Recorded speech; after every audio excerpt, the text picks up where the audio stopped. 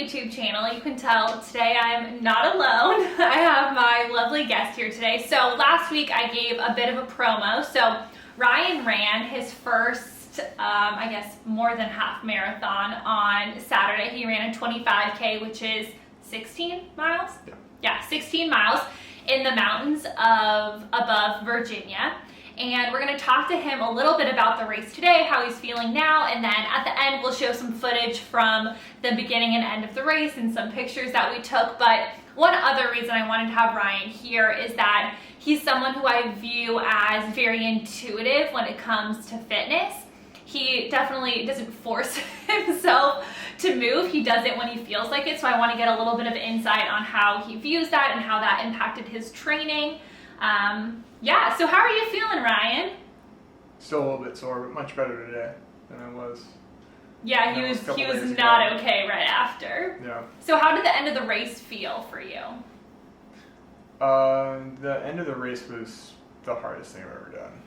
It was very hard. I couldn't really run at that point for more than a few seconds, but I also couldn't really walk without it hurting, so it was tough.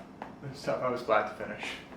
So tell us a little bit about the arc of the race, how you felt at the beginning as you went. Were there some emotions that came up for you? It was a roller coaster of emotions. At the beginning, I actually felt really good. I felt good pretty much on down to the halfway turnaround point. And you had met some friends. Met some friends. We were running together for much of the front half of the race. That group that we had whittled down as the race went on to, by the end, it was just really this one other girl I was running with. Yeah, I mean, like I said, I felt good for a lot of the race, and then after the turnaround point, we turned right around into switchbacks that we had just come down on, and going right back up was really mentally tough. And then that was the first time in the race where I felt low on fuel. So I took off my pack while I was running. I didn't stop. So I took off my pack and dug around for a bar I had in there and ate the bar. From me. Literally in 10 seconds. I needed food. That much was clear. I started to get kind of not lightheaded. It wasn't there yet, but I felt like I was going to be there soon if I didn't eat something. So that once that started to process, I got another little jolt of energy, and things were okay until we got to the aid station, which was 4 miles out. We had about 2 miles more of trail, and then 2 miles on the road back to the finish line. And everything after the aid station was awful. It was so bad. My feet were killing me. I had hot spots on both feet. My right knee started to get a little bit sore, but that wasn't the main thing. My calves were cramping up. My quads were cramping up, like the Charlie horse feeling. And that was from your falls, right? That was from my falls, yeah. I fell twice because it was a pretty technical course, and so... Can you describe what technical means? A lot of rocks, small rocks about the size of a softball, roots, step downs. It was not a walk in the woods. It wasn't a mellow trail. So at the end of the race, I mean, my legs were weaker, and so I wasn't picking up my feet. So I fell a couple times, and when you fall, your entire body will tense up to brace yourself for the fall. And my muscles were so tired that when that happened and every muscle in my legs constricted, getting back up was awful. And one of the times I fell, that made my feet, both of them kind of curled in because they just went into a cramp. And that was excruciating. I ran that off because it would have been the only way. If I had kept standing there, the cramp would have gotten worse. And it was just all about getting to the finish, because the only way there was going to be any relief from any of this pain that I was in at this point in the race was just getting to the finish and sitting down, having pizza, getting some water. So, yeah, it was an experience. I would do it again. I absolutely would do it again because I love physical challenges. But it was hard. It was definitely the hardest thing I've ever done. Next time I'm definitely going to train more for it. Cool, you brought up the 2 questions I was going to ask. So, first of all, what do you think motivated you to sign up and run this? Just to try it out. Just try out just to try it out. 16-mile trail run. Yeah, I mean, I've always liked physical challenges, and just like you finish something and you're like, man, yeah, so I can do it. That sort of feeling I've always like liked. when we'll do Mount Everest. Yeah, exactly, yeah. More to come on that. Yeah. Sorry, James. So, we're not going to do Mount Everest. So, yeah, I mean, I think, I was telling Mal earlier today, the thing that made me want to just give trail running a try, we were backpacking last summer, and we were about halfway through a 55-mile loop. We were doing it over like 5 or 6 days. We were on these steep switchbacks up to this alpine basin, and we were dead. We had, all of us, between 30 to 45 pound packs on us, and we were dying. We needed to get into camp. Storms were coming, and on these switchbacks up to this basin, 2 trail runners who were doing the entire 55-mile loop we were doing, although they were doing it in one day. One day. They passed us. They were moving quick. They knew a storm was coming too, so they needed to get anywhere other than where we were. And they didn't really stop to talk, but somebody in our group, I forget who, asked them where they were coming from, and they're like, "Oh, we started at North Lake this morning." This was late afternoon, mid afternoon, right? It was like 1 maybe, yeah. Yeah, 1, 2 o'clock. So they started at North Lake that morning. Where we had started. We had started 3 days yeah. prior, and I just remember thinking, like, that's pretty cool. That's really cool. That must be really hard to do. I think I want to do that one day. So that was what put the idea in my head to just give this different kind of running a try, because I had been doing road running for a little bit. But they're 2 very different sports. Like, technically the same sport, but like there's almost like no comparison.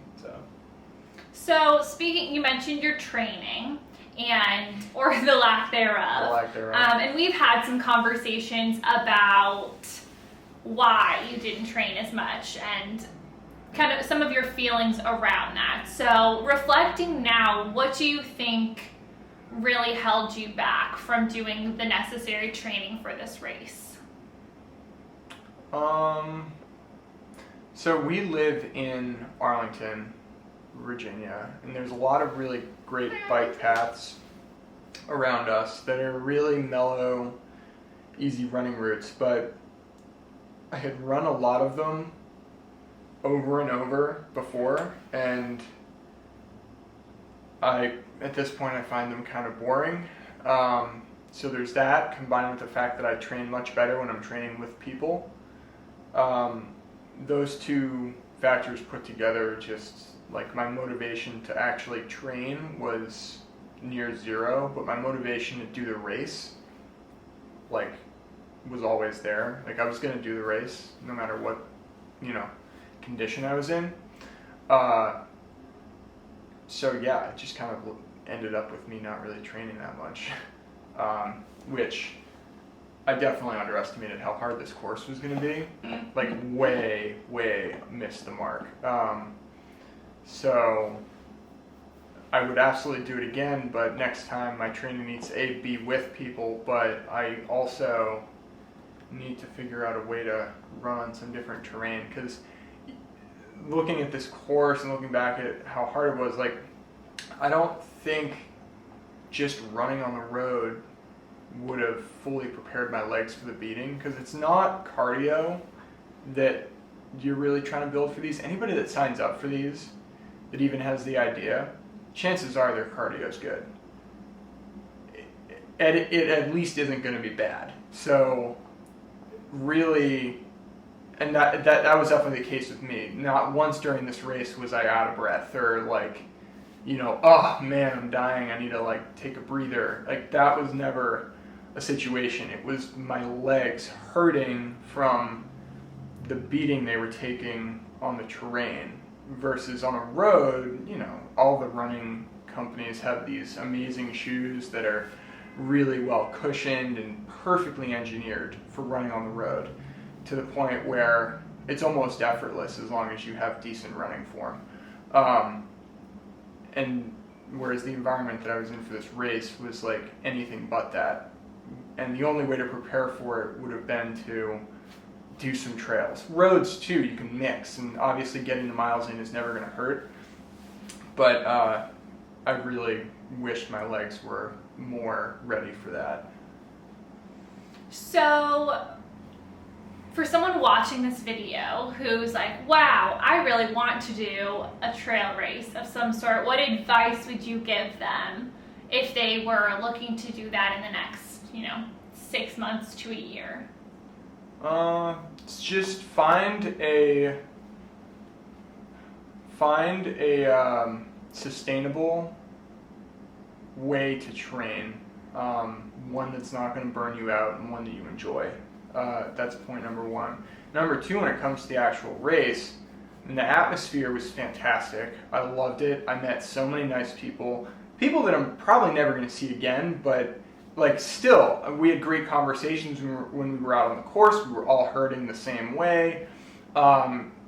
So there was just a certain camaraderie on race day, and it's like, unlike a city marathon or half marathon where if I was doing one of those, I'd be there to race. I'd be trying to beat people. I'd be trying to overtake runners and all that stuff.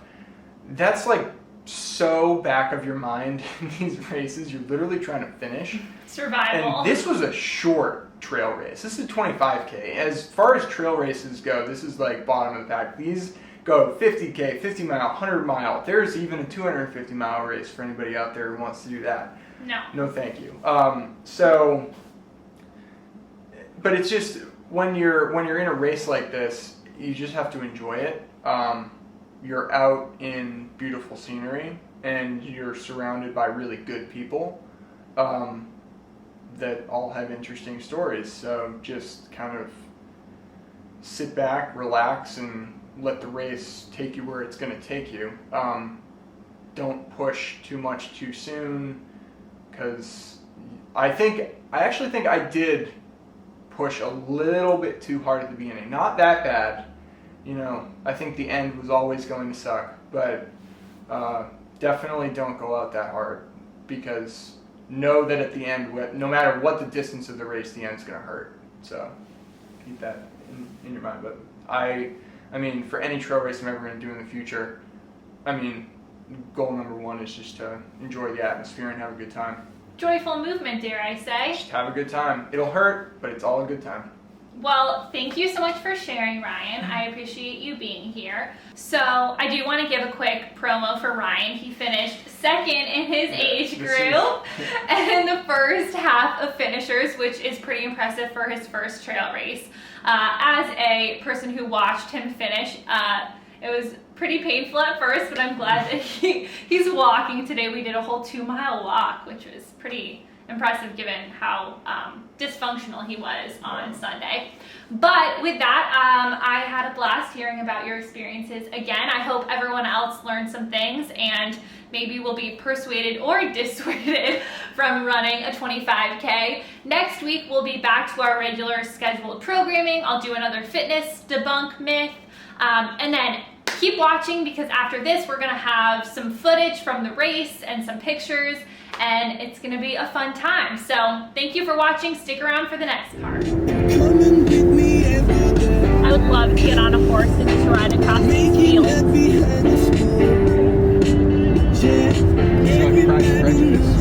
Like Pride and Prejudice, exactly. Great reference, Ryan.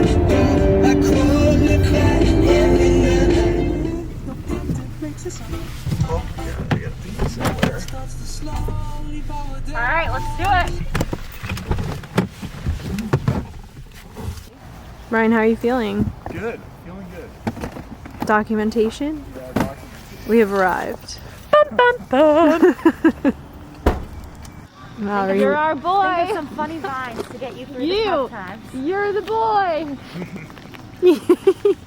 Go get it.